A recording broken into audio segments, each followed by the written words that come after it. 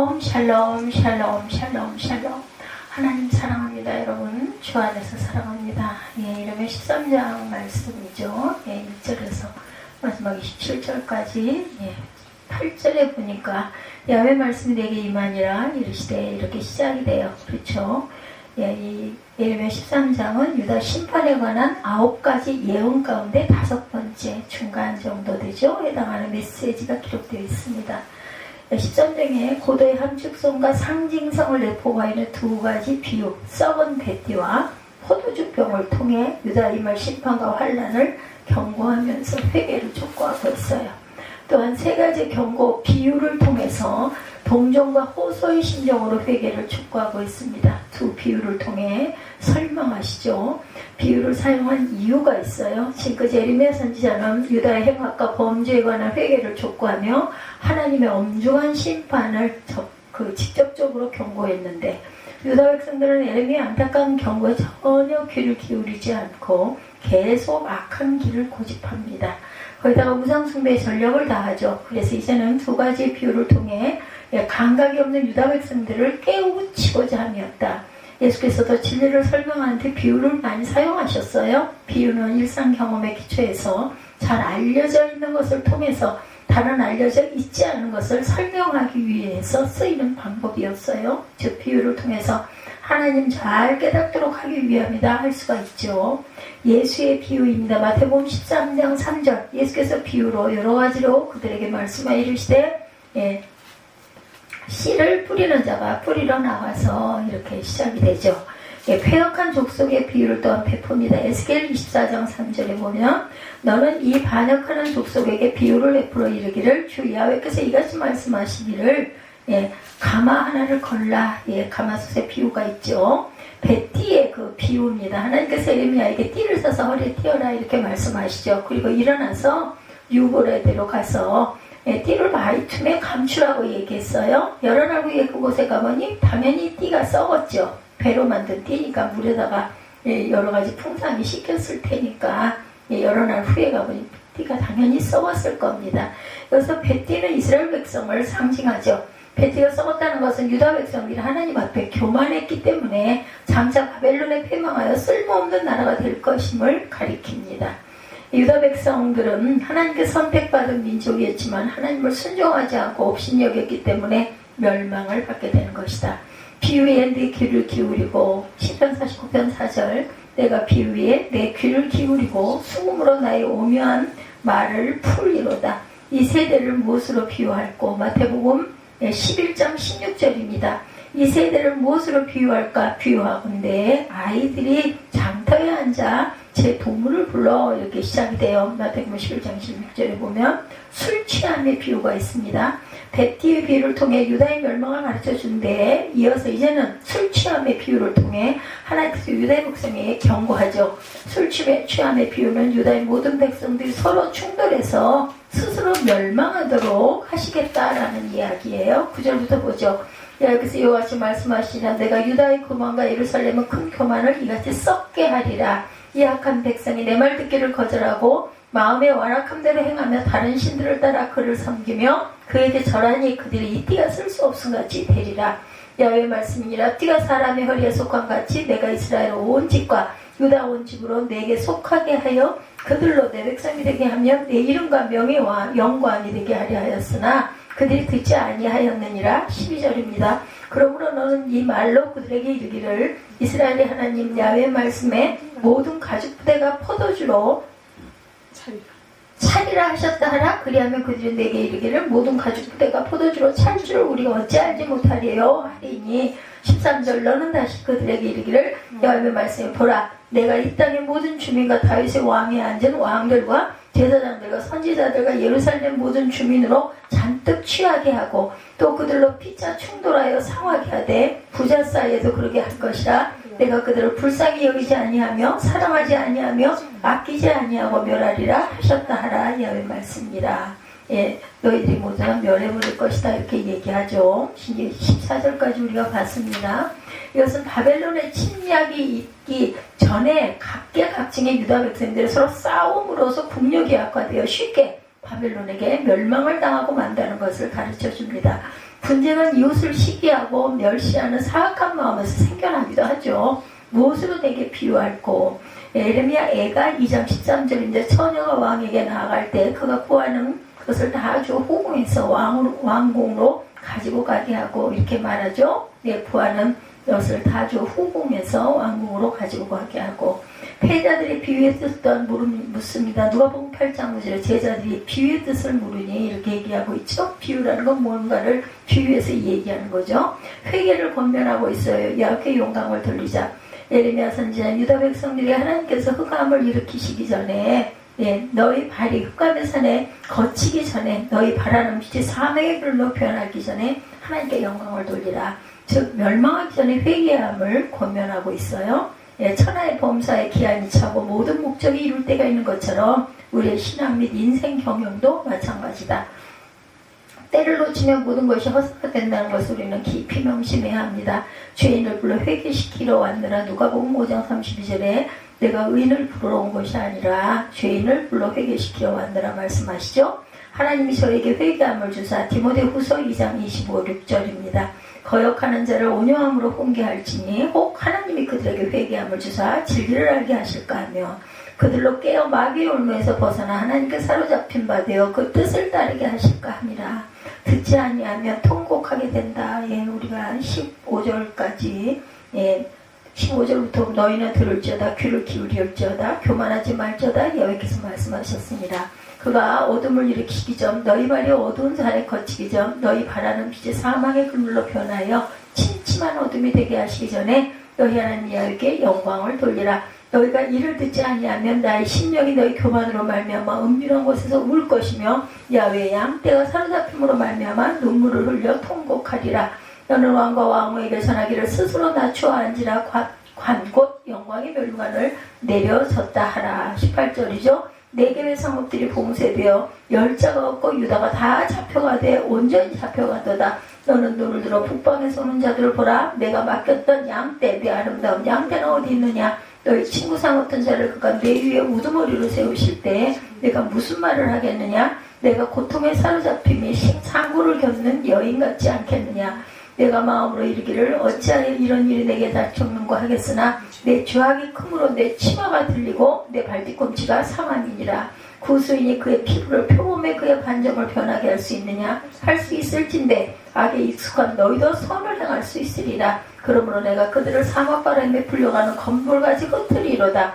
야훼 말씀이니라. 이는 내 몫이요 내가 헤아려 정하여 내게 준 풍기시니 내가 나를 잊어버리고 거짓을 신뢰하는 까닭이라. 그러므로 내가 내 치마를 내 얼굴에까지 들쳐서 내 수치를 드러내리라. 내가 너의 간음과 사악한 소리와 들의 작은 산 위에서 내가 행한 음란과 음행과 가증한 것을 보았노라. 화 있을진저 예루살렘이여 내가 얼마나 오랜 후에야 정결하게 되겠느냐 하십니다.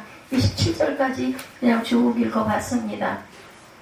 무엇으로 내게 비유할꼬? 예레미야가 제가 읽었죠. 제자들의 비유의 뜻을 또한 묻습니다. 제자들이 이 비유의 뜻을 물으니 이렇게 얘기하고 있습니다. 그래서 회개를 권면하며 영광을 돌리라고 말씀하죠. 예레미야 선지자는 유다 백성들에게 하나님께서 흑암을 일으키시기 전에 너희 발이 흑암과 산에 거치기 전에 너희 바라는 빛이 사망의 그늘로 변하기 전에 하나님께 영광을 돌리라. 즉 멸망하기 전에 회개함을 권면하는 거죠. 천하의 범사에 기한이 있고 모든 목적이 이룰 때가 있는 것처럼 우리의 신앙 및 인생 경영도 마찬가지다. 때를 놓치면 모든 것이 화사가 된다는 것을 깊이 명심하자. 죄인을 불러 회개시키러 왔노라. 누가복음 5장 32절은 내가 의인을 부르러 온 것이 아니요 죄인을 불러 회개시키기 위하여 왔노라. 하나님이 저에게 회개함을 주셨어요. 디모데후서 2장 25, 6절이죠. 거역하는 자를 온유함으로 훈계할지니 혹 하나님이 그들에게 회개함을 주사 진리를 알게 하실까 하며 그들로 깨어 마귀의 울면서 벗어나 하나님께 사로잡힌 바 되어 그 뜻을 따르게 하실까 하니라. 듣지 아니하면 통곡하게 될 것이다. 예레미야는 계속해서 유다 백성들이 회개하기를 거부하면 자신이 은근히 곡할 것이며 통곡하리라 이렇게 말하죠. 이나 예레미야가 얼마나 자기 민족을 사랑하고 있는 것을 보여줍니다. 지도자는 언제나 자기를 위하여 존재하지 아니하고 백성을 위하여 존재함을 잊어서는 안 되겠다. 즉 지도자를 위해서 백성이 존재하지 않고 백성을 위하여 지도자가 존재한다는 거죠. 교회도 마찬가지입니다. 교회를 위하여 목회자가 존재하는 것이죠. 사람이 회개치 아니하면 시편 7편 12절입니다. 사람이 회개하지 아니하면 그가 그의 칼을 가시며 그의 활을 이미 당겨 예비하셨도다. 내가 열심을 내라. 계시록 3장 19절입니다. 물은 내가 사랑하는 자를 책망하여 징계하노니 그러므로 내가 열심을 내라 회개하라 말씀하죠. 사로잡힐 것이다. 하나님께서 에레미야를 통해 왕과 왕후에게 말씀하셨어요. 즉 스스로 낮추어 앉으라 관곧 영광의 멸관이 내려졌다라고 말씀하죠. 남방의 성읍들이 봉쇄되고 열자가 없고 유다가 다 잡혀갔다고 합니다. 여기서 왕과 왕후는 야외킨과 노후스다를 가리킵니다. 예. 그리고 남방의 성읍은 애굽의 성읍들을 가리키고 있어요. 이 말씀은 유다 왕을 비롯한 유다 지도자들이 어디로? 바벨론으로 잡혀갈 것을 의미합니다. 끝까지 하나님의 경고를 무시하고 회개하지 아니한 백성을 멸망할 수밖에 없다. 바벨론으로 사로잡아갔어요. 그죠? 열왕기하 24장 15절에도 증거합니다. 그가 야외긴을 바벨론으로 사로잡아가고 왕의 어머니와 왕의 아내들과 내시와 나라의 권세 있는 자도 예루살렘에서 바벨론으로 사로잡아갔다. 그 방백들이 다 사로잡혀 가리로다. 에레미야 49장 3절입니다. 헤스보나 승피 울지어다. 아이가 황폐하였도다.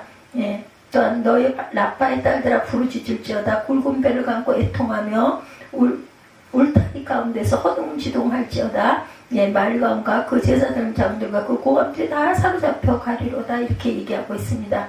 유다가 멸망하는 이유예요. 회개하지 않았기 때문이다. 유다 백성들의 치마가 들리고 발뒤꿈치가 상한 것, 즉 바벨론으로 끌려가는 것은 죄를 짓고도 회개하지 않았기 때문이다. 회개는 죄를 치료하는 좋은 약입니다. 죄를 고집하는 자에게는 하나님의 진노가 계속되나 회개하기를 힘쓰는 자는 구원과 회복과 형통함이 있어요. 교회 다니면서도 여전히 자기중심적이고 교만한 사람들은 주의 말씀 앞에 서보지 못한 사람들로서 변화되어야 할 사람들인데 주 앞에 설 때 인간은 낮아지게 마련인데 여기서는 단 한 사람도 예외가 없습니다. 예, 칼과 기근에 멸망할 것이다. 에레미야 14장 15절입니다. 그러므로 내가 보내지 아니하였어도 다음 장이죠. 내 이름으로 예언하여 이르기를 칼과 기근이 이 땅에 이르지 아니하리라 하는 선지자들에 대하여 여호와께서 이와 같이 말씀하셨느라 선지자들은 칼과 기근에 멸망할 것이요 영원히 멸망하리라. 시편 92편 7절입니다. 악인들은 불같이 자라고 악을 행하는 자들은 다 흥황할지라도 영원히 멸망하리로다. 거짓 선지자를 따랐어요. 유다 백성들의 죄를 책망하여 심판을 경고하면서 회개하라고 외친 참 선지자 에레미야를 멀리하고 평강을 외친 거짓 선지자들을 따라갑니다. 예, 평강을 외치니까 얼마나 좋겠어요. 그죠? 백성들의 그 입장에서는. 그리하여 그들은 회개하지 않고 더욱 죄를 가증시키는 삶을 삽니다. 거짓 선지자들은 회개가 없는 구원을 이야기하고 심판이 없는 은혜만을 강조합니다. 평강이 없음에도 불구하고 평강이 있다 이렇게 외치죠. 이러한 그들의 말은 어깨에 영합하려는 인기에 영합하려는 비열한 행위로 죄악을 고발하고 회개를 촉구하며 도덕적 종교적 각성을 높여가며 선지자 본인의 임무는 아무런 관계가 없었다. 그래서 그들의 말을 따르는 무리들은 멸망으로 달려가기에 바빴습니다. 예, 영분별의 중요성 요한일서 4장 1절입니다. 사랑하는 자들아 영을 다 믿지 말고 오직 영들이 하나님께 속하였나 분별하라. 많은 거짓 선지자가 세상에 나왔습니다. 조심해야 합니다. 거짓 선지자를 경외할 것. 마태복음 7장 15절에 거짓 선지자들을 삼가라. 양의 옷을 입고 너희에게 나오나 속에는 누략질하는 일이라. 우상을 숭배했어요. 유다 백성들은 간음과 사특한 소리와 또한 들의 작은 산 위에서 행한 음행을 비롯하여 가증한 모습으로 하나님께 모든 좋지 않은 가증함을 보입니다. 그들은 하나님을 떠나 우상을 숭배했어요. 예, 우상을 숭배하는 나라나 백성들을 하나님은 아주 정말 엄중하게 문책하십니다. 하나님을 떠난 인간은 육체를 따라 정욕 가운데 살아가게 되죠. 그들은 낮에는 연락을 좋아하고 또한 음심이 가득하고 범죄하기를 쉬지 않고 굳세지 못한 영혼들을 유혹해서 우상을 숭배하고 합니다.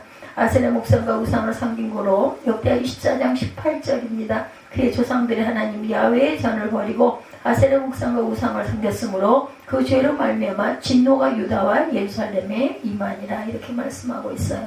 그래서 에레미야 13장은 패역한 유다 백성들을 비유를 통해서까지 깨우치시려는 하나님을 통해서 많은 것을 깨닫게 됩니다. 우리 인간들은 적당히 하다가 그만두고는 자기 할 일을 다 했다고 하나 하나님께서는 끝까지 죄인을 사랑하시고 포기하지 아니하신다. 그리하여 독생자 그리스도를 예수 그리스도를 죄인들을 위해서 이 땅에 보내주시기까지 하시죠. 우리는 이러한 하나님의 사랑을 깨닫고 바른 삶을 살아가기 위해서 힘써야겠다. 예수께서 약 50가지의 비유를 들어서 설교를 하셨어요. 그렇게 비유로 말씀을 선포하신 것은 그들이 보아도 보지 못하고 들어도 듣지 못하기 때문에 쉬운 비유로 설교를 해서 그들을 깨닫게 하시려고 했던 것이다. 심지어는 병고침을 통해서, 그렇죠, 오병이어의 기적을 통해서 여러 가지로 그들을 깨달아 알게 합니다. 에레미야 시대에도 선지자의 열성적인 설교에도 불구하고 이스라엘 백성들이 깨닫지 못하고 변화된 모습을 볼 수 없어서 하나님은 2가지 비유를 통해 남유다 백성들을 깨닫게 하시고자 했어요. 귀로 깨닫지 못하니 눈으로 보고 깨달아라. 예, 배띠를 갖다가 함쳤다 가져와라 하죠. 엉망진창이 돼서 쓸모가 없이 된 것. 오늘날 이 시대에도 하나님의 택한 자들이 귀로 깨닫지 못하니 눈으로 직접 보고 깨달으라고 곳곳에 전쟁을 보여주시고 지금도 전쟁이 계속되고 있죠. 지진과 기근과 전염병으로 보여주고 있지 않나 우리 생각해 봐야 합니다. 이사야 1장 3절입니다. 소는 그 임자를 잃고 나귀는 그 주인의 구유를 알건만은 이스라엘은 알지 못하고 나의 백성은 깨달지 못하는도다 하셨도다. 이사야 1장 3절입니다. 말 못하는 짐승도 자신의 주인의 목소리를 받아들이는데 하나님의 택함 받은 자들이 하나님의 목소리도 알아듣지 못하고 하나님이 자세히 보여주신 사건들도 깨달지도 못한, 아직 생각도 안 하죠. 보려고 마음도 먹지 않습니다. 이스라엘 백성들의 모습이 오늘날 이 시대 하나님의 택함 받은 자들의 모습은 아닐까. 네, 하나님의 예언의 말씀에 귀를 기울이고 여러 가지 징조로 보여주고 계신 하나님의 사인을 깊이 깨닫고 마지막 때를 준비하고 기다리며 살아가는 복되고 귀한 저와 여러분들이 되시기를 주님의 이름으로 축복합니다. 첫 번째 썩은 배띠의 비유가 나와요. 그죠? 하나님 에레미야 선지자에게 2가지 상징적인 행동을 하라고 하셨는데 먼저 배띠에 대한 비유를 살펴봅니다. 첫째로 배띠를 사라 말씀하죠. 배띠를 산다는 것은 일반적으로 사람들이 허리에 하는 배띠가 아님을 알 수 있어요. 이 배띠는 제사장들이 특별히 제사장 옷, 에봇에 사용하는 세마포로 만들어진 배띠를 의미하고 있습니다. 여기 말씀에 나오는 배띠, 너는 사서 내 허리에 띈 띠를 가지고 일어나, 이렇게 얘기하고 있죠. 4절에 거기로 가서 그것을 바위 틈에 감추라, 이렇게 말씀합니다. 배띠를 산다는 것은 일반적으로 사람들이 허리에 매는 배띠가 아니다. 이 배띠는 제사장들이 특별히 제사장 에봇에 사용하는 세마포로 만들어진 배띠를 의미하고, 제사장이 에봇 위에 하는 띠는 진리와 거룩을 뜻하는 띠이기도 했어요. 하찮은 세마포 띠가 제사장 에봇의 띠가 될 때 그 띠는 거룩한 띠가 된다. 하찮은 노예로 살아가는 이스라엘 백성들로 택하여 하나님의 거룩한 백성이 되게 하신 것은 하나님이 거룩하시기 때문입니다. 그러므로 그렇게 택한 백성은 마땅히 거룩하게 살아가야만 하는데 그들은 자꾸 하나님께 멀리 떨어져 살기를 원해요. 그죠? 귀찮아, 이렇게 참견하는 게 싫어, 이렇죠. 하나님께로 돌아오라고 할 때마다 그들은 점점 더 멀리 도망갑니다. 진리 안에 거하더라도 할 때마다 그들은 거짓을 더 좋아했어요. 우리들이 어떻게 택함을 받았을까? 62억 인구 가운데 어떻게 택함받은 저와 여러분인가요? 죄악의 늪속에서 죄의 노예가 되어서 죽을 수밖에 없는 나를 거룩한 백성으로 택하시고 예수의 피값으로 나를 사셨어요. 이 놀라운 사실을 우리는 믿어야 합니다. 고린도전서 7장 23절입니다. 너희는 값으로 사신 것이니 사람들의 조비 되지 말라, 이렇게 말씀하죠. 하나님이 나를 예수의 거룩한 피값을 치르고 사셨어요. 그렇다면 그렇게 값을 치르고 사신 것을 인정하고 믿는 자들은 어떻게 살아가야 할 것인가? 진리 안에서 거룩하게 살아가야 한다. 하나님의 택함 받은 자들이 그렇게 살아가고 있는가? 이스라엘 백성들처럼 똑같이 거짓의 세력에 미혹되어서 거짓과 타협하고 살아가고 있지는 않은가? 다시 한번 깊이 돌아보고 깨달아 아는 저와 여러분들이 되시기 바랍니다. 선지자를 통해 배띠를 사라고 하신 말씀은 2600년 전에 이스라엘에게만 주어진 말씀이 아니고 오늘 이 시대를 살아가는 우리에게 너희 어떻게 하나님의 것이 되었는지 깨달으라고 하시는 말씀임을 우리가 깨달아 알고 가야 할 것입니다. 우리가 예수의 거룩한 핏값으로 산 자들이라면 마땅히 거룩하게 살아가야 하는 게 맞는데 오직 예수 진리 안에서 거룩하게 살아가야 할 것인데 거짓과 타협하지 않고 살아가는 저와 여러분들이 되셔야 되고 그것을 바라보며 가슴을 졸이고 애를 태우고 계세요. 성령께서 둘째로 뱃띠를 선지자 허리에 띠라고 얘기하죠. 13장 11절에 말씀합니다. 뱃띠를 산 다음에 그 띠를 선지자 허리에 두르도록 하죠. 11절 봅니다. 야훼 말씀이니라. 띠가 사람의 허리에 속한 같이 내가 이스라엘 온 집과 유다 온 집으로 내게 속하게 하여 그들로 내 백성이 되게 하며 내 이름과 명예와 영광이 되게 하려 하였으나 그들이 듣지 아니하였느니라. 허리는 인간의 힘이 나오는 곳이라고 그러죠. 그래서 허리띠가 남성들에게 아주 중요하다고 그러죠. 허리가 무너지면 아무것도 할 수 없어요. 그렇게 허리가 무너지지 말아야 합니다. 잘 보호하고 조심하고 또한 돌볼 줄 알아야 돼. 우리 몸을 저같이 돼서는 안 됩니다. 저는 통증이 없었기 때문에 몰랐어요. 근데 이렇게 통증이 있다는 것은 구원받을 수 있는, 고칠 수 있는 아주 귀한 기회라고 생각을 해야 돼요. 물론 아프고 정말 죽겠죠. 그렇지만 그렇기 때문에 돌보고 약도 쓰고 여러 가지 조심도 하고 보호를 해야 되겠죠. 허리가 무너지면 아무것도 할 수 없는 것이 우리의 육체 몸입니다. 뱃띠를 선지자 허리에 두르라는 것은 하나님의 택함받은 자들이 힘이 어디로부터 나오는지를 깨달으라는 것이에요. 하나님의 거룩하심에 힘이 원천이 되지 못하면 인간은 하나님의 백성도 되지 못하고 하나님의 영광을 위해 살아갈 수가 없다라는 것입니다. 이스라엘은 그 말을 듣지 아니했다는 거예요. 인간 스스로는 아무리 노력을 해도 거룩하게 살 수 없는 그러한 부족한 존재들이다. 하나님의 거룩하심에 힘이 되지 아니하면 생각하는 것보다 모두가 다 죄악이고 더러운 것들이다. 온전한 것이 없어요. 그렇죠? 하나님의 택함을 받았다 하면서 거룩하심이 없다면 그 사람은 아직도 거듭나지 못한 사람, 하나님께 택함받지 못한 자라는 사실을 우리가 명심해야 될 것이다. 하나님의 속성 중에 가장 두드러진 속성은 거룩하심이라는 것 잊지 맙시다. 인간 스스로는 하나님의 거룩하심 앞에 설 수 있는 자가 단 한 사람도 없어요. 온전한 자가 없죠. 모든 인간은 죄인이기 때문에 죄의 문제가 해결되지 아니하고 선 사람은 하나님 앞에 죽임을 당할 수밖에 없다. 히브리서 12장 14절입니다. 모든 사람과 더불어 화평함과 거룩함을 따르라. 이것이 없이는 아무도 주를 보지 못하리라. 근데 예수께서 나의 죄를 위해 죽으심으로 내가 예수의 피로 죄사함 받는 순간 나는 하나님 앞에 설 수 있는 자가 왜 의롭다 칭함을 받았어요. 그렇죠? 이때부터 하나님의 거룩하심이 내게 힘이 되고 능력이 되었다라는 거. 세상을 이길 수 있는 것은 예수 그리스도의 거룩한 피로만 가능합니다. 예수의 거룩한 피만이 믿는 자의 힘의 원천이 된다는 것을 우리가 깊이 깨달아 알아야 되겠다. 에베소서 6장 14절에도 진리로 너의 허리띠를 띠라 이렇게 말씀하죠. 그 말씀은 오직 진리 대신 예수 그리스도를 나의 힘의 원천으로 여기고 살아가라는 말씀이에요. 진리로 너의 허리띠를 띠라. 오직 예수만이 나의 힘이 되시고 나의 생명이 되시고 나의 기쁨이 되시고 소망이 되신다는 것을 믿고 오직 예수로 허리띠를 두고 살아가는 저와 여러분들이 되시기를 주님의 이름으로 축복합니다. 셋째, 뱃띠는 물에 적시지 말아라 말하죠.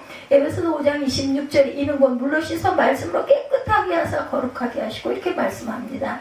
물은 곧 말씀을 의미하고 있어요. 즉 거룩하신 말씀으로 거룩하게 된다. 디모데전서 4장 5절에도 하나님의 말씀과 기도로 거룩하여지니라. 그런데 하나님의 선지자에게 뱃띠를 물에 적시지 말라 그래요. 그러므로 이 물은 타락된 말씀임을 볼 수 있습니다. 당시의 남유다에는 거짓 선지자들이 타락한 말씀으로 백성들을 미혹하고 있었고 백성들은 그러한 거짓말을 아주 좋아했어요. 예레미야 6장 13절에도 이는 그들이 가장 작은 자로부터 곧 큰 자까지 다 탐욕을 부리며 천지자로부터 제사장까지 다 거짓을 행함이라 이렇게 말씀해요. 예레미야 6장에서부터 이런 이야기가 나왔던 거죠.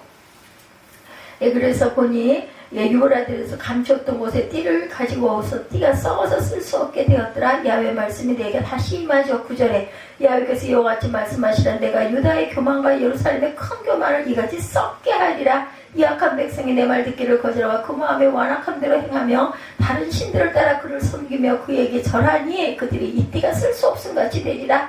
야훼 말씀이라. 띠가 사람의 허리에 속한 같이 내가 이스라엘 온 집과 유다 온 집으로 내게 속하게 하여 그들로 내 백성이 되게 하며 내 이름과 명예와 영광이 되게 하려 하였으나 그들이 듣지 아니하였느니라. 그러므로 너는 이 말을 그들에게 이르기를 이스라엘 하나님 야훼 말씀에 모든 가죽 부대가 포도주로 차리라 하셨다 하라. 그리하면 그들이 내게 이르기를 모든 가죽 부대가 포도주로 찰 줄 우리가 어찌 알지 못하리요 하리니 13절에 너는 다시 그들에게 이르기를 야훼 말씀에 보라 내가 이 땅의 모든 주민과 다윗의 왕에 앉은 왕들과 제사장들과 선지자들과 예루살렘 모든 주민들을 잔뜩 취하게 하고 그들로 피차 충돌하여 상하게 하되 부자 사이에도 그러하게 할 것이라. 내가 그들을 불쌍히 여기지 아니하며 사랑하지 아니하며 아끼지 아니하고 멸하리라 하셨다 하라 야훼 말씀이니라.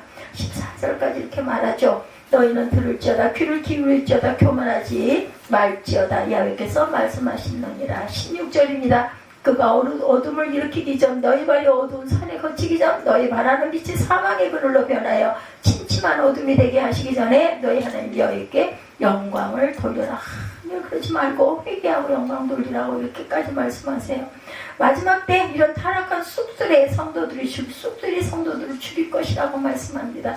거짓말로 성도들을 미혹하고 있는 시대가 되어가고 있다. 이런 거짓은 교회 안에서도 버젓이 행해지고 있어요. 그렇죠? 예, 계시록 8장 11절입니다. 이 별 이름은 쓴 쑥이라. 물의 3분의 1이 쓴 쑥이 되매 그 물이 쓴 물이 됨으로 많은 사람이 죽더라 말씀합니다.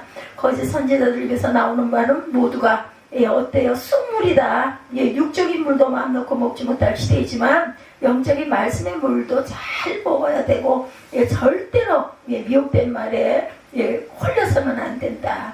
나의 거룩함이 더러운 물에 적시면 이스라엘 백성들처럼 타락하고 하나님을 떠날 수 있다는 것을 명심해야 되겠다. 누구도 나는 괜찮아 안전하다 할 자가 아무도 없습니다. 넷째로 뱃띠를 유월의 강 바위 틈에 감추라고 하시죠. 하나님의 명령대로 선지자는 뱃띠를 얼마 동안 허리에 두고 다녔는데 하나님의 명령하시기에 뱃띠를 유월의 강과 바위 틈에 감추어라. 우리 그 초두에서 읽었어요. 그렇죠?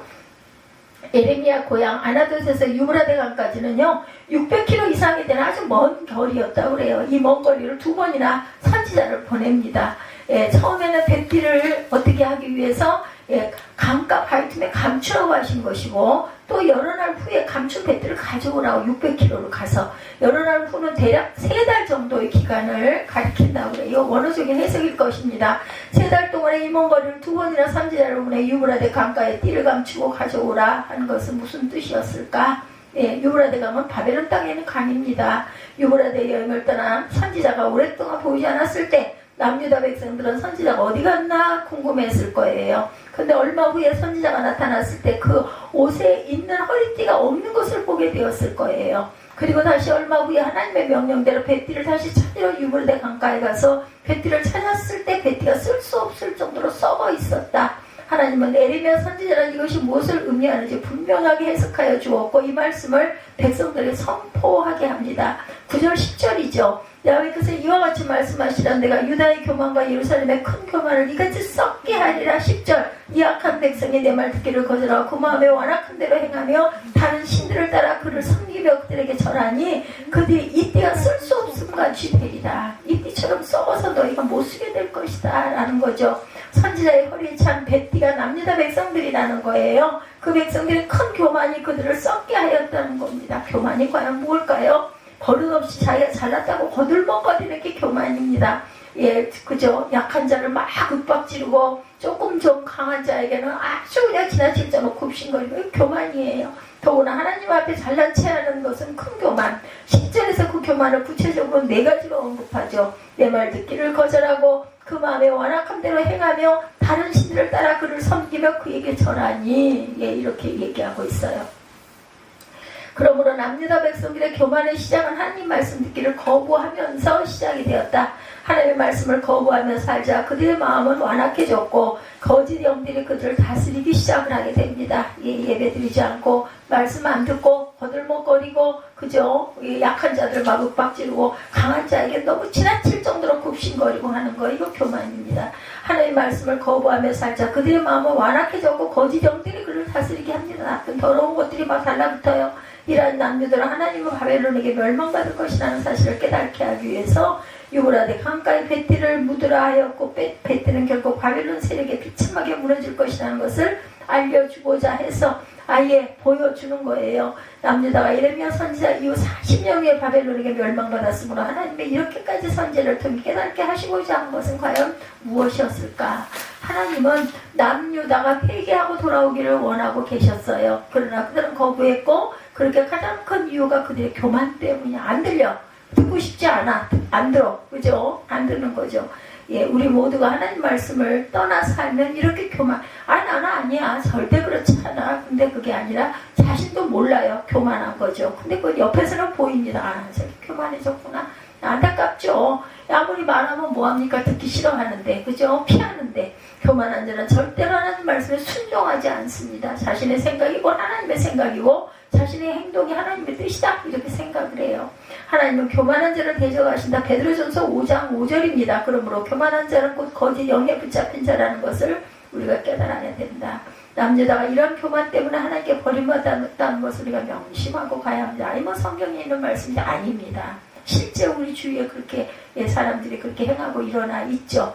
하나님의 거룩하심에 붙잡혀 사는 자는 하나님을 두려워하고 겸손한 자가 될 수밖에 없습니다. 11절 말씀에 그들로 내 백성이 되게 하며 내 이름과 명예와 영광이 되게 하였으나 그들이 듣지 아니하였느니라. 어떻게 듣질 않아? 어쩔 수가 없어요.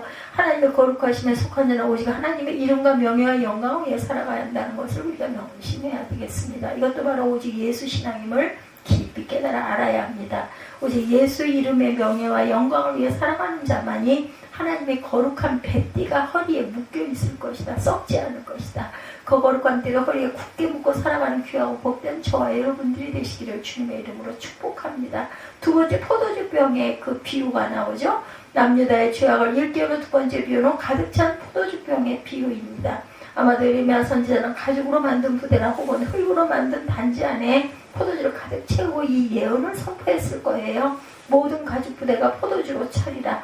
남유다 백성들은 선지자 말을 비웃어요. 그것도 예언이라고 하냐. 예, 가죽 부대에 포도주를 차게 하는 것은 당연한 것 아니냐. 아마 이렇게 조롱하지 않았겠나. 그들은 자신들이 가죽 부대라는 사실을 몰랐어요. 그리고 그 안에 가득 찬 포도주는 하나님의 진노를 의미하고 있다는 것도 깨닫지 못했겠죠. 다시 말해서 이 비유는 하나님의 진노가 남유다 백성들에게 가득하게 임할 것이라는 의미입니다. 하나님의 진노가 임한 남유다는 왕부터 백성들까지 모두가 술에 취해 이성을 잃은 자처럼 서로 충돌하고 상하게 하고 부모 자식 사이에 충돌이 일어납니다. 하나님이 그들을 불쌍히 여기지 아니하며 사랑하지 아니하며 아끼지도 아니하며 멸할 것이다 이렇게 말하고 있죠. 예, 그래서 어둠이 되게 해서 전에 너희 하나님 야훼께 영광을 돌리라. 너희가 이를 듣지 아니하면 나의 그 심령이 너희 교만으로 말미암아 은밀한 곳에 올 것이며 야훼 양떼가 사로잡힐 것으로 말미암아 눈물을 흘려 통곡하리라. 너는 왕과 왕후에게 전하기를 스스로 낮추어 앉으라. 관곧 영광의 멸관이 내려왔다라. 네겝의 성읍들이 봉쇄되어 열자가 없고 유다가 다 잡혀가 온전히 잡혀갈 것이다. 너는 눈을 들어 북방에서 오는 자들을 보라. 내게 맡겼던 양떼가 내 아름든 양떼는 어디 있느냐. 너희 친구 삼았던 자를 그가 내 위에 우두머리로 세우고 살 때 내가 무엇을 말하겠느냐. 내가 고통으로 사로잡혀 상고를 겪는 여인 같지 않겠느냐 이렇게 말해요. 네, 그래서 야훼 말씀에 보라. 내가 이 땅의 모든 주민과 다윗의 왕의 안들 왕들과 제사장과 선지자들과 예루살렘 모든 주민으로 잔뜩 취하게 하고 그들로 피차 충돌하여 상하게 하되 14절입니다. 부자 사이도 그렇게 할 것이라. 내가 그들을 불쌍히 여기지 아니하며 사랑하지도 아니하며 아끼지 아니하고 멸하리라 하셨다라. 야훼 말씀이라. 너는 들을지라도 귀를 기울일지어다 교만하지 말지어다. 야훼께서 말씀하셨습니다. 어둠을 일으키기 전 너희 발이 어두운 산에 거하기 전 너희 바라는 빛이 사막의 그늘로 변하여 침침한 어둠이 되게 하기 전에 너희 하나님 야훼께 영광을 돌리라. 아무리 말한들 들리겠어요? 안 듣죠. 듣지를 않으면 아무리 얘기는 무슨 말인지 알아듣지도 못합니다. 관심이 없으니까. 예, 하나님의 진노가 임하면 사람들이 술에 취해 이성을 잃고 사는 것처럼 산다는 것을 깨달아야 되겠다. 오늘날 이 시대 우리 주위에 이성을 잃고 살아가는 자들이 많아요. 데살로니가전서 5장 6절, 베드로전서 4장 7절에 그러므로 우리는 다른 이들과 같이 자지 말고 오직 깨어 정신을 차려라. 데살로니가전서 5장 6절입니다. 베드로전서 4장 7절에도 만물의 마지막에 가까웠으니 그러므로 너희는 어떻게 해요? 정신을 차리고 근신하여 기도하라. 예레미야 선지자가 남유다 백성들에게 시각적으로 깨닫게 하셨지만 그들은 조롱하고 비웃었죠. 마지막 때 이렇게 비웃고 조롱하는 자들이 있을 것이다. 베드로후서 3장 3, 4절입니다. 먼저 이것을 알지니 말세에 조롱하는 자들이 와서 자기의 정욕을 따라 행하며 조롱하여 이르되 주께서 강림하신다는 말소리 어디 있느냐. 약속이 어디 있느냐. 조상들이 잔 후로부터 만물이 처음 창조될 때와 같이 그냥 있다. 오늘날도 종종 전하면 세상 종말이 어디 있어. 예, 비웃는 자들이 많아요. 그러나 언젠가는 그 비웃음이 통곡으로 변하는 날이 올 것이다. 얼른 깨달아야 합니다. 왜 성경에 복 받으라는 소리에 아멘만 하고 잘 믿으면서 세상 심판에 대한 소리는 듣기 싫어할까? 예, 그래서 듣기 싫죠. 예수를 믿지도 않고 있고 예수에 대해 알지도 못하기 때문에 그러는 거죠. 십자가에 죽으신 예수를 알았다고 예수에 대해 다 아는 것은 아닙니다. 부활하신 예수에 대해서 알았다고 다 아는 것이 아니죠. 성경의 초림 예수는 360번 기록되고 있고 재림 예수에 대한 기록은 1560번이나 강조되고 있다면 성경이 무엇을 더 강조하고 있는 것일까? 왜 그런데 재림 예수에 대해서 알기를 싫어하는 것일까요? 세상을 멸하는 것은 하나님의 계획하심 속에 있는데 그 계획이 없다고 말하고 있고 생각하고 싶지가 않은 거죠. 조롱한다면 당신은 도대체 무엇을 믿고 있는 자인가? 진실로 예수 믿고 있는 자 맞는가? 성경을 믿고 있는 자 맞는지, 성경을 모르는 무지하고 미련한 자라서 그러는 것일까? 남유다가 하나님의 심판으로 작정되었던 것처럼 이 세상도 하나님의 불심판으로 작정된 멸망받을 세상이라는 것을 우리가 깨달아 알아야 되겠다. 베드로서 3장 12절에 하나님의 날이 임하기를 바라보고 간절히 사모하라. 그날의 하늘이 불에 타서 무너지고 풀어지고 물질이 뜨거운 물에 녹아지려니와.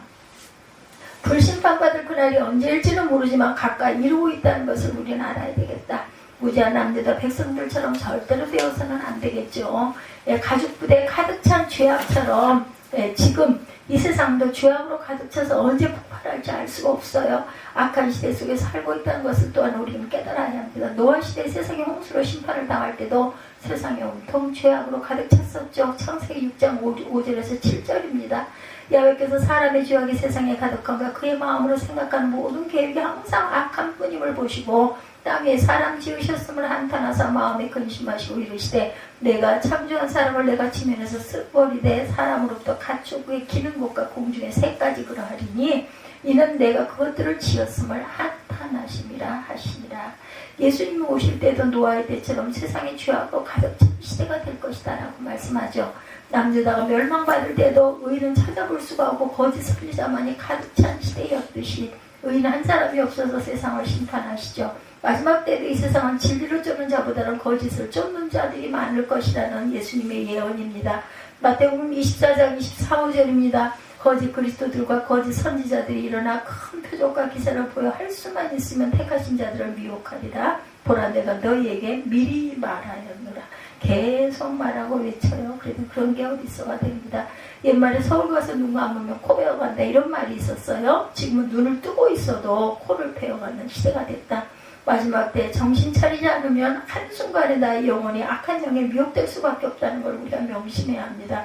베드로전서 4장 7절 만물의 마지막이 가까웠으나 그러므로 너희는 정신을 차리고 근신하여 기도하라.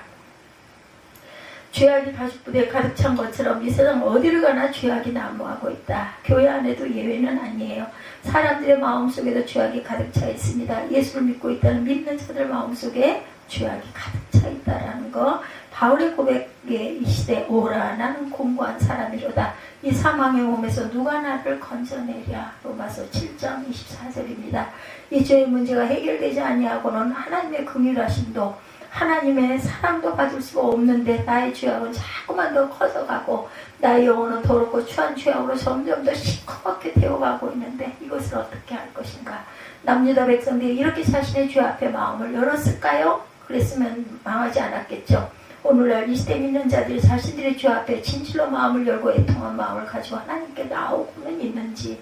만약에 남유다 백성들과 같은 모습으로 살아간다면 그 사람은 절대로 하나님의 긍휼하심과 사랑을 받지 못할 것이다. 14절을 주목해서 봅시다. 내가 그들을 불쌍히 여기지 아니하며 사랑하지도 아니하며 아끼지 아니하고 멸하리라. 사랑의 하나님은 자신의 택한 자들을 불쌍히 여기시고 사랑합니다. 그러나 그들이 하나님 말씀에 순종하지 아니할 때는 하나님도 그들을 버릴 수밖에 없다는 것을 우리가 알아야 되겠다. 문이 닫히기 전에, 그렇죠, 항상 그 문이 열려있는 게 아니에요. 너희 죄가 아니라 나의 죄 앞에 통한 마음을 가지고 날마다 그리스도의 피로 죄사함 받고 살아가는 저와 여러분이 될 때 하나님이 나를 불쌍히 여기실 것이고 붙잡아 주실 것이다. 세 번째 경고입니다. 두 가지 비유를 들어 말씀을 전해도 외면하는 남유다 백성들에게 세 가지로 하나님께서는 경고합니다. 경고를 들을 수 있다는 것은 아직도 하나님께 돌아갈 기회가 있다는 것을 의미하죠. 남유다는 이런 경고 또한 무시하고 외면했어요. 그러므로 모두는 하나님의 심판을 받을 수밖에 없었다. 하나님의 경고는 오늘날 우리에게도 동일하게 주어지는 경고라는 것을 우리가 또 깨달아야 합니다. 이런 말씀 속에서라도 다시 한번 우리가 돌이킬 줄 알아야 되겠죠. 이 경고를 두고 하나님께 가까이 나오고 오직 예수 신앙으로 살아온 저와 여러분이 되어야 합니다. 15절에서 17절입니다. 첫째는 남유다 백성의 교만을 경고하고 있어요. 15절에서 17절. 너희는 들을지어다 귀를 기울일지어다 교만하지 말지어다 야훼께서 말씀하셨느니라. 그가 어둠을 일으키시기 전에 너희 발이 어두운 산에 거하기 전에 너희 바라는 빛이 사망의 그늘로 변하여 침침한 어둠이 되게 하시기 전에 하나님 야훼께 영광을 돌리라. 너희가 이를 듣지 아니하면 나의 심령이 너희 교만으로 말미암아 은밀한 곳에서 울 것이며 야훼의 양떼가 사로잡힘으로 말미암아 눈물을 흘려 통곡하리라. 하나님이 우신다고 얘기하고 있죠. 그러므로 15절에도 귀를 기울이고 하나님 말씀을 들으라고 선포하고 있고 하나님 말씀에 순종하지 아니하고 교만한 자에게는 반드시 하나님의 심판이 임할 것이라고 16절에서도 강조합니다. 어둠이라는 말씀이 3번이나 16절에 언급됩니다. 사망의 어둠이 오기 전에 하나님 말씀에 귀를 기울이고 회개의 삶을 살라. 16절 다시 보죠. 그가 어둠을 일으키기 전 너희 발이 어두운 산에 거치기 전 너희 바라는 빛이 사망의 그늘로 변하여 침침한 어둠이 되게 하시기 전에 너희 하나님께 영광을 돌리라. 예레미야 선지자는 17절에도 간절한 권면이 전합니다. 너희가 이런 경고로 외면하자 선지자 자신의 마음이 아프고 통곡하고 있다는 것을 17절에 증거하죠. 너희가 이를 듣지 아니하면 너희 심령이 너희 교만으로 말미암아 은밀한 곳에서 울 것이며 야훼의 양떼가 사로잡힘으로 말미암아 눈물을 흘려 통곡하랴. 누가 예레미야가 너는 왕과 왕후에게 전하기를 스스로 낮추어 앉으라. 관곧 영광의 멸류관이 내려왔다라. 네겝의 성읍들이 봉쇄되어 열자가 없고 유다가 다 잡혀가되 온전히 잡혀가도다. 너는 눈을 들어 북방에서 온 자들을 보라. 내가 맡겼던 양떼 내 아름다운 양떼는 다 어디 있느냐. 너희 친구 삼았던 자를 그가 내 위에 우두머리로 세우실 때 내가 무슨 말을 하겠느냐. 내가 고통으로 사로잡힘이 상고를 겪는 여인 같지 않겠느냐라고 이렇게 말씀하고 있어요. 예레미야 선지자는 그 고난의 양떼 도살장으로 끌려가는 모습과 같기 때문에 통곡하지 않을 수가 없다. 그래서 예레미야가 울죠. 오죽하면 눈물의 선지자가 됐겠습니까? 오늘날 이 시대에 진실로 올바른 종말론을 가진 자들은 세상을 비판하기 전에 오직 예수 마음을 가지고 예레미야 선지자처럼 애통하는 마음을 가지고 기도하는 저와 여러분들이 되어야 할 것이다. 창세 이래로 찾아볼 수 없는 재앙 앞에 추풍 낙엽처럼 지옥으로 떨어진 영혼들을 생각하고 그들을 향해 경고하고 그들을 향해 우는 자들이 안타까워하는 저와 여러분들이 되어야 할 거라는 것이죠. 에스겔 9장 4절에도 예루살렘 성전에서 우는 자와 이마에 표를 하라는 말씀을 잊지 말아야 합니다. 하나님 앞에 나를 위해 울고 나라와 민족과 이웃을 위해 우는 자는 결코 교만한 자가 될 수 없어요. 18, 9절에 둘째로 왕과 왕후에 대한 경고. 예레미야 선지자는 종교개혁을 일으켰던 요시야 왕은 13년에 사명을 받았죠. 요시야 왕이 죽은 후에 남유다는 다시 타락하게 됩니다. 요시야 왕이 위에 남유다가 멸망받을 때까지 4대 왕들은 모두 하나님 앞에 악을 행하였고 백성들을 타락의 길로 이끈 자들이에요. 특히 여기는 왕뿐만 아니라 왕후가 언급되고 있는데 이 왕후는 야훼긴 왕의 모친 느우수다를 가리키고 있다고 볼 수가 있어요. 이러한 지도자들에게 이르는 경고, 스스로 낮추라입니다. 즉 교만하지 말라는 거죠. 오늘날도 가장 무서운 것이 지도자들의 타락입니다. 그런데 그들의 타락이 무엇으로 시작된다고 그래요? 당연하죠. 교만으로부터. 자신도 몰라요. 당연하다고 그냥 생각하죠. 내가 이만하면 거늘 일만 하고 이만하면 누릴만 하지 이렇게 다니는 것이 하나님 보시기에는 온전히 못한 교만이다. 교만이 이토록 무서운 것인데도 왜 지도자들은 그것을 모르고 교만한 자가 되는 것일까요? 남유다 지도자들과 백성들이 왜 교만했다고 했어요? 하나님 말씀에 순종하지 아니했기 때문이다 말합니다. 하나님 말씀을 몰라서가 아니에요. 너무나 잘 알아요. 그런데 말씀은 아는데 말씀에 순종하지 아니하기 때문에 교만한 자가 된다. 너희들이 그래야 나는 아니다 이거죠.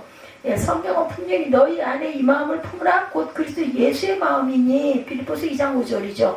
자기를 사랑하지 말라 돈을 사랑하지 말라 디모데후서 3장 2절입니다.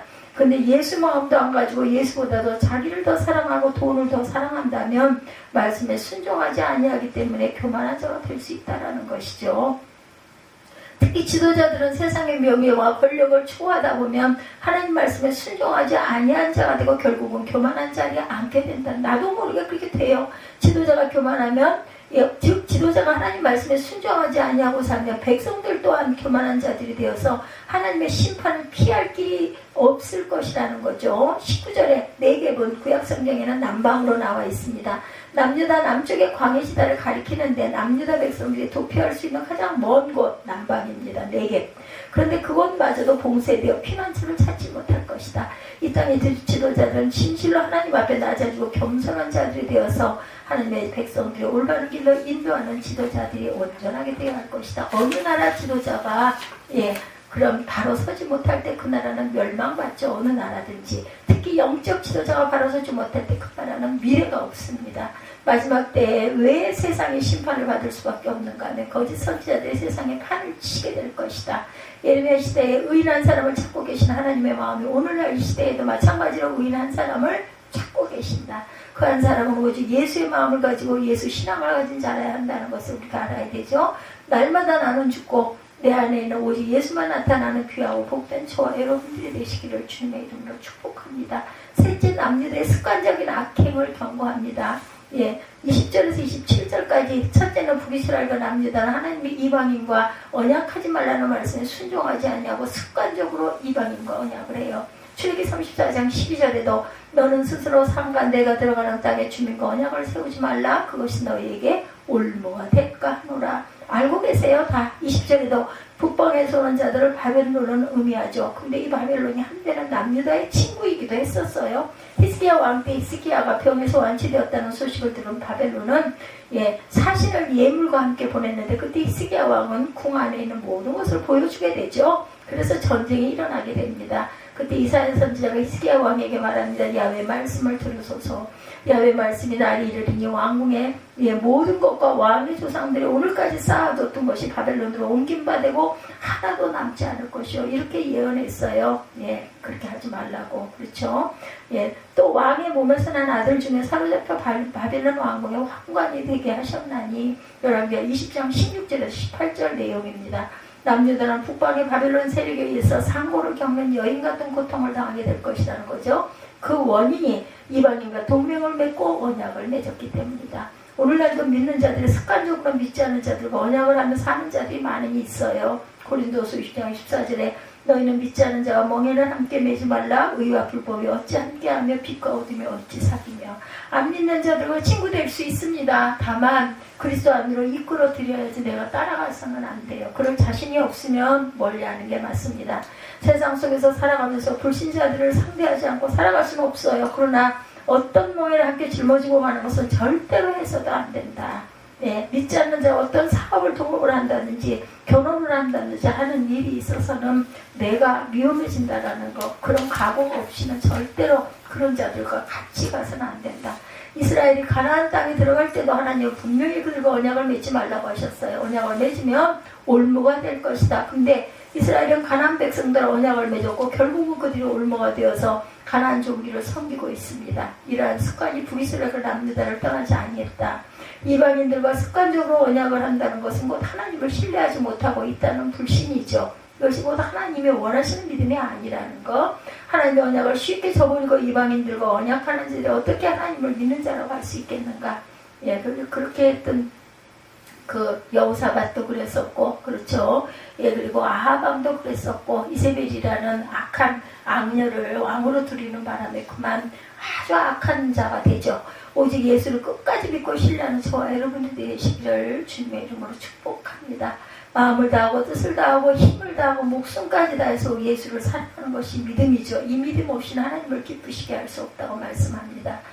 천지는 없어도 하나님의 언약의 말씀을 변하지 않는다는 것을 굳게 믿는 저와 여러분이 되셔야 되겠다. 22절에 14절 죄악을 습관적으로 저질렀다라고 말씀하고 있어요. 내가 마음으로 이르기를 어찌하여 이런 일이 내게 닥쳤는가 하겠으나 내 죄악이 크므로 내 치마가 들리고 내 발꿈치가 상할 것이니라. 구수인이 그의 피부를 표범이 그의 반점을 변하게 할 수 있느냐 할 수 있을진데 악에 익숙한 너희도 선을 행할 수 있으리라. 그러므로 내가 그들을 사막바람에 불러가는 건물같이 흩어버리리로다. 야훼 말씀이라. 이는 내 몫이요 내가 헤아려 정하시며 내가 준 분기신이 내가 나를 잊어버리고 거짓을 신뢰하는 까닭이라고 25절에 답을 아예 주시죠. 구스인은 아프리카 이디오파인을 가리키는 말로 그들은 선천적으로 검은 피부를 가졌는데 그것을 희게할 수 없고 마찬가지로 표범의 얼룩진 무늬도 바뀔 수 없는 것처럼 남유다 역시 참성적으로 습관적으로 죄악을 저지르는 것을 바꿀 수가 없다라는 한탄입니다. 인간은 태어나면서부터 죄를 습관적으로 지을 수밖에 없는 악한 천성을 가지고 있어요. 흑인을 하얀 피부로 바꿀 수 없듯이 인간의 이 습관적인 천성을 누가 바꿀 수 있겠는가? 오직 하나님밖에 바꿀 수 있는 분이 없죠. 23절 끝절 악에 익숙한 너희도 선을 행할 수 있으리라고 말합니다. 인간으로는 도저히 불가능한 습관적인 죄성이 하나님에게는 가능하다는 거죠. 하나님께 회개하고 나오면 하나님의 능력으로 습관적인 죄악의 뿌리를 뽑아주시겠다는 거예요. 그러나 그렇지 아니하면 너희는 사막의 바람 앞에 흩어지는 검불처럼 심판을 받을 수밖에 없다. 예수 그리스도께서 우리의 죄악의 뿌리를 뽑아주시기를 위해서 십자가에서 온몸에 물과 피를 흘리고 죽으셨어요. 그렇죠? 더럽게 짝이 없는 이 죄인을 의롭게 하시기 위해서 십자가에서 6시간 동안 고통을 당하십니다. 로마서 5장 9절입니다. 이제 우리가 그의 피로 말미암아 의롭다 하심을 받았으니 더욱 그로 말미암아 진노하심에서 구원을 받을 것이니 예수의 피로 날마다 죄와 싸워 이기며 의로운 자들이 되시기를 간절히 축복합니다. 셋째, 우상을 숭배하는 습관을 행합니다. 25절에 17절이죠. 하나님을 가장 싫어하는 것 우상 숭배. 십계명에서 우상 숭배하는 자에게는 3, 4대까지 저주를 내리시겠다고 그랬어요. 우상을 섬긴다는 것은 곧 하나님을 버리고 하나님과의 관계를 끊겠다는 행동이죠. 근데 이러한 행동이 불기소를 남자 모습 속에 습관적으로 행하여지고 나타납니다. 오늘날 이 시대 예수를 믿고 있는 믿는 자들 속에는 이런 우상이 없는가? 예수 외에 다른 것을 사랑하고 있다는 것이 곧 우상이죠. 그러한 우상을 습관적으로 섬기고 있지는 않은지 우리가 또 돌아보고 살펴봐야 합니다. 오늘 본문에서 우상이 무엇인지 3가지로 말씀하죠. 25절 끝절. 내가 나를 잊어버리고 거짓을 신뢰하는 까닭이라. 잊어버리면 안 돼요. 우상은 하나님을 잊어버리고 거짓을 신뢰하겠다는 내 마음의 증거다. 앞에서도 말씀드렸듯이 당시의 남유다는 거짓을 좋아했어요. 하나님 외에 다른 신들은 모두 다 거짓 신들입니다. 그러므로 그들은 거짓을 가르치고 인생을 거짓되게 살게 하죠. 세상의 진리는 하나지 둘이 절대 아닙니다. 요한복음 14장 6절에 예수께서 이르시되 내가 곧 길이요 진리요 생명이니 나로 말미암지 않고는 아버지께로 올 자가 없다고 분명히 말씀하세요. 26절에도 우상은 수치를 드러내는 힘이다. 남유다는 바빌론 세력에게 치마가 들려주는 수치를 당하게 됩니다. 우상을 섬기는 자는 하나님 앞에서도 수치를 당할 거지만 세상 속에서도 3, 4대가 저주를 받는 수치를 당하게 될 것이다. 27절입니다. 우상은 영적 간음을 행하는 것, 부부 사이에 용서할 수 없는 것이 간음이죠. 하나님도 영적 간음인 우상을 섬기는 것은 결코 용서하지 아니하신다. 이러한 우상이 꽉 어떤 형상에 절하는 것이 아니라는 것을 우리가 깨달아 알아야 돼요. 진실로 마음을 다해 힘을 다해 뜻을 다해 목숨까지 다해 예수를 사랑하는 저와 여러분들이 되시기 바랍니다. 여러분의 영혼의 허리에는 무슨 띠를 띠고 계십니까? 여러분들 진리로 허리띠를 띠고 계십니까? 다시 말해서 진리 대신 예수로 허리띠를 띠고 계십니까? 우리의 육체의 힘이 허리에서 시작되듯이 영적인 힘도 진리의 띠이신 오직 예수 안에서 시작된다는 것을 잊지 마십시다. 어떤 죄악이 내 안에 가득 차 있다 할지라도 나의 죄가 시커멓고 주홍 같을지라도 내가 진리 안에서 오직 예수를 붙잡고 있는 한 나의 죄를 흰눈처럼 양털처럼 희게 한다고 말씀하죠. 이사야 1장 18절입니다. 여호와께서 말씀하시되 오라 우리가 서로 변론하자. 너희의 죄가 주홍 같을지라도 눈과 같이 희어질 것이요 주홍같이 붉을지라도 양털같이 희게 되리라. 우리가 오직 예수 안에 있는 한 어떤 거짓 세력도 나를 미혹하지 못할 것이며 어떤 거짓 세력에 눈길을 주지 아니할 것이다. 마태복음 28장 20절 대명령이죠. 내가 너에게 분부한 모든 것을 가르쳐 지키게 하라. 볼지어다 내가 세상 끝날까지 너희와 항상 함께 있으리라 하시니라. 이 언약의 말씀을 믿는다면 남유다처럼 의심하지 말고 전폭적으로 약속의 말씀을 붙들고 세상 끝날까지 오직 예수와 함께하는 귀하고 복된 축복의 자녀들이 되시기를 주님의 이름으로 축복합니다.